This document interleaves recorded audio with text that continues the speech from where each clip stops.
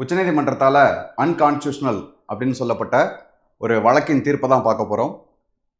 விதி 329A மற்றும் சட்டத்திருத்தம் 39 தொடர்புடைய வழக்கு தான். தேர்தல் வழக்கு அப்படின்னு சொல்லுவோம்.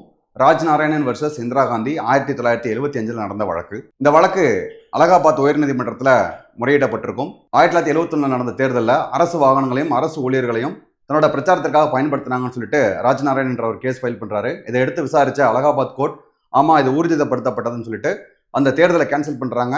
பிரதமராக இந்திரா காந்தி அவர்களால் தொடர முடியாது அப்படின்னு தீர்ப்பு கொடுக்குறாங்க. மேலும் 6 ஆண்டுகளுக்கு தேர்தலில் நிற்க முடியாது அப்படின்னு சொல்லிடுறாங்க.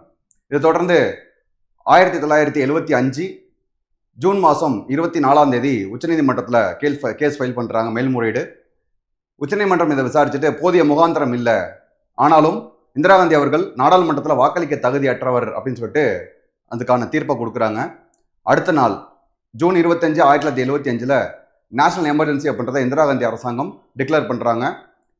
நேஷனல் எமர்ஜென்சி டிக்ளேர் பண்ணதுக்கப்புறம் 39வது சட்டத்திருத்தம் அப்படின்றத மேற்கொண்டு விதி 329A அப்படின்றத சேர்க்குறாங்க. இது என்ன சொல்லுது அப்படின்னா, குடியரசுத் தலைவர், துணை குடியரசுத் தலைவர், சபாநாயகர், பிரதமர் போன்றவர்களோட தேர்தலில் நீதிமன்ற மறுஆய்வுக்கு அப்பாற்பட்டது, நீதிமன்ற மறுஆய்வு செய்யக்கூடாதுன்றதை சேர்த்திருப்பாங்க.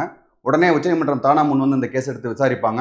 விசாரிக்கும் போது இது அன்கான்ஸ்டியூஷனல், இந்திய அரசியலமைப்புக்கு எதிராக இருக்குது, அதாவது சுதந்திரமான நீதித்துறை அப்படின்றது இருக்கணும், ஃப்ரீ அண்ட் ஃபேர் எலெக்ஷன் கூட இங்கே எந்த ஒரு ரெஸ்ட்ரிக்ஷனும் இருக்கக்கூடாது, குறிப்பாக நீதி புனராய்வு அப்படின்றது இந்திய அரசியலமைப்போட அடிப்படை கட்டமைப்பு, அதை மீற மாதிரி எந்த ஒரு மாற்றமும் ஏற்படுத்தக்கூடாதுன்னு சொல்லிட்டு 1973 கேசவானந்த பாரதி கேஸில் அதை ஜட்ஜ்மெண்ட் கொடுத்துருப்போம். அதை மீற மாதிரி அமையக்கூடாதுன்னு சொல்லிட்டு இந்த கேஸ்லேயும் முடிவு எடுத்திருப்பாங்க.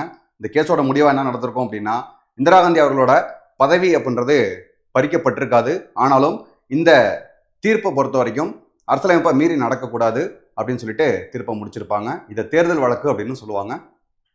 இன்ட்ரெஸ்டிங்கான இந்த மாதிரி வழக்குகளுக்கும் இன்ட்ரெஸ்டிங்கான தேர்தல் பற்றின சுவாரஸ்யமான விளக்கங்களுக்கும் ஸ்டே டியூன்.